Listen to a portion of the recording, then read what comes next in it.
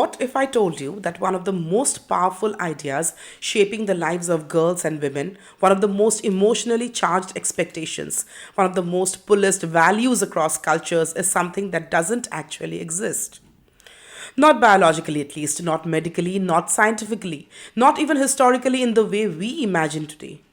I'm talking about virginity, a concept treated as if it's some measurable, provable, real state of being, when in fact it is a social construct built and sustained to regulate female sexuality, purity, and honor.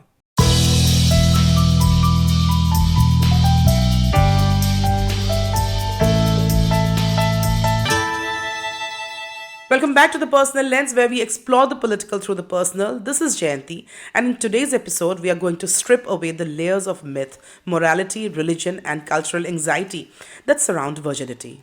We'll look at why this idea was created, how it became a tool of control, and why it still affects the lives of millions of girls and women, from school classrooms to marriage negotiations to courtrooms to cinema screens. Prepare yourself, because what we are about to hear may change the way you understand the body, sexuality, and purity forever. So, what even is this virginity? Let's begin at the most basic level. If I ask you to define virginity, you might say the state of not having had sex ever. Sounds simple enough until we ask, what counts as sex? Is it only penile vaginal intercourse? What about oral sex? What about same-sex intimacy? What about people with different genitalia? What about sexual assault? Does that count? And suddenly the definition collapses. Because virginity isn't a biological condition, it is a moral category, something shaped by society, not anatomy. There is no medical test for virginity. There is no organ or tissue in the body that confirms it. There is no universal definition. And yet, societies across the world treat it as if it is an objective, scientific truth. This is the power of a social construct. It feels real because we behave as if it is real. Virginity is not something you lose, it's something societies invented. Now, firstly, we need to address the biggest misconception, the idea that virginity can be proven through the hymen. In many cultures, the hymen has been turned into a symbol of purity, a fragile seal that supposedly breaks during first intercourse. This is completely false. Here is what medical science actually tells us. The hymen is not a seal, it's a stretchy membrane with natural openings. Many women are born with no hymen at all. Hymens can stretch, wear down, or tear down from everyday activities like sports, cycling, dance, inserting tampons, or even just naturally over time. Many people do not bleed the first time they have sex. Some people bleed even without penetrative sex. But patriarchy never cared for facts because facts threaten power, which is why virginity tests, two-finger tests, and demands for proof of bleeding became common in many societies, including India. Despite being scientifically baseless, these tests are nothing but violence disguised as tradition. Virginity is a tool of control. Let's pause and reflect. If virginity cannot be medically proven, why is it socially enforced? Because virginity was never about biology. It was always about power. Virginity became a tool to control women's bodies. A pure woman was considered more valuable because patriarchal societies viewed women as vessels for male lineage. The logic was simple. If she is untouched, the child must be the husband's. Women were not seen as individuals, they were seen as reproductive property. Women's mobility. Controlling sexuality meant controlling movement. No going out late, no male friends, no dating, no Western wear. The restrictions aren't about safety, they are about preserving honor.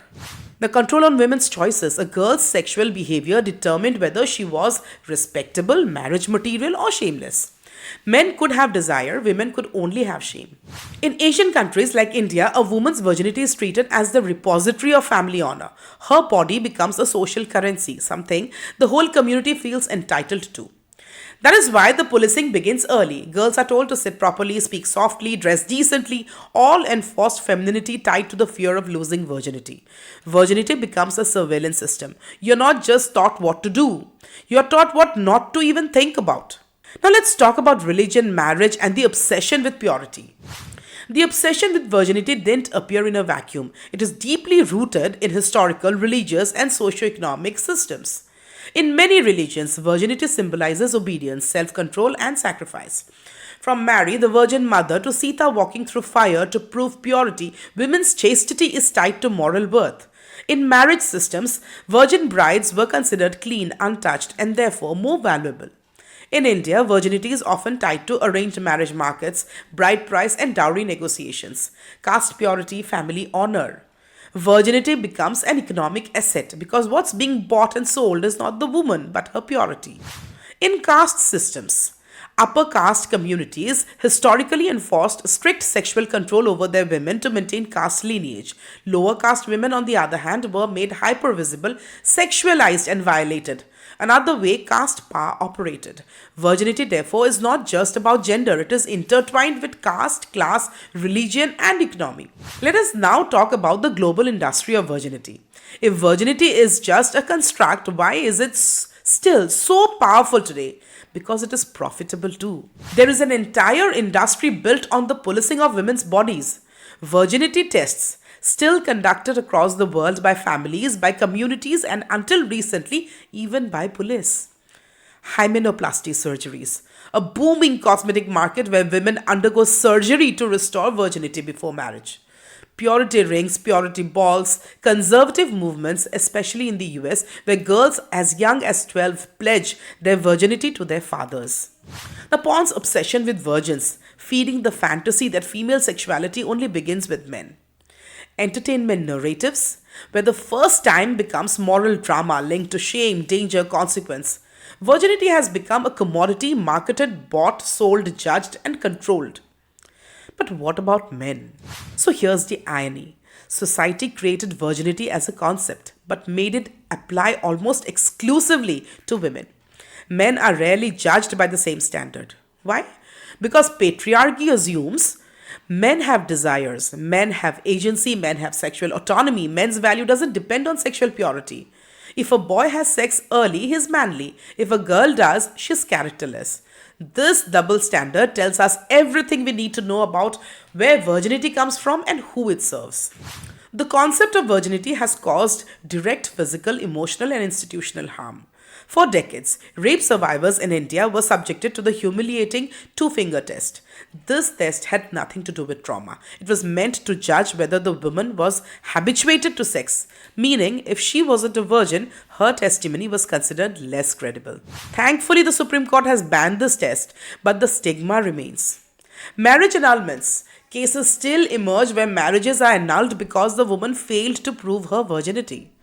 Character assassinations in courts of women's sexual history is often used to question her morality, especially in sexual violence cases. Virginity is used not just as a social weapon, but as a legal one too. Think about wedding rituals. Brides are expected to be pure, modest, and untainted by past relationships. In popular cinema, both Assamese and Bollywood, good girls are modest, shy, untouched. Modern girls often date, drink, or wear non-traditional attire, are portrayed as dangerous, immoral, or spoiled. Think about films like Kabir Singh, where the heroine's passive virginity is idealized, or countless regional movies where the perfect bride must be innocent and sexually naive. The message is clear: a woman who knows her own sexuality is a threat. Even conversations around sex education in families reflect this: hush hush, restricted, filled with fear rather than information. That silence is the control. So, if virginity isn't real, what is? Here's something important. Saying virginity is a social construct doesn't mean experiences aren't real. People do feel emotional, spiritual, or personal significance around their first time. But that meaning is personal, not universal. You can value emotional intimacy without believing women are pure only before sex. You can believe in consent, respect, and safety without believing in moral purity. What's real is desire, consent, choice, autonomy, safety, respect. What's not real is the idea that your worth is determined by a membrane. So, how do we dismantle a myth that has shaped centuries? Educate openly about anatomy. Young girls deserve to know their bodies are not symbols. End virginity tests globally. They are forms of gender based violence. Challenge purity culture across religions, societies, castes, and families. Center consent, not purity. Healthy sexuality is about respect, not repression. Talk about desire. Women's desire has been erased for centuries. Talking about it is a political act. Stop obsessing over body count, a deeply misogynistic concept. Sexual history is not a measure of character. Redefine honor. Honor lies in dignity, integrity, consent, not in sexual status. So let me leave you with this. Virginity is not something you lose, it is something societies use to shame women, to control women, to define women. But you are not a vessel, you are not a symbol, you are not a moral object.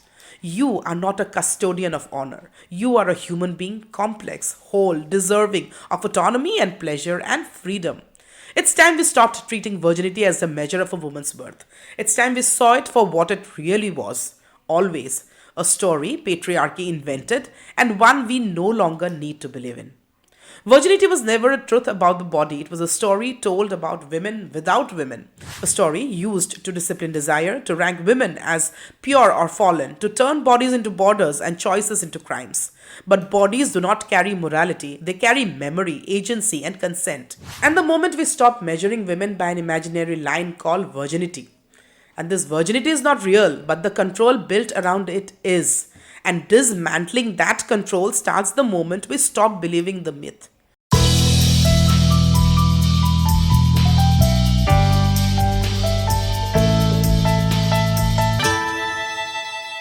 This was The Personal Lens. Thank you so much for listening to me. Share your reflections at the email given in the description. And for more of such conversations, do not forget to like, subscribe, and share The Personal Lens. Do stay with me, keep listening, and keep looking through The Personal Lens.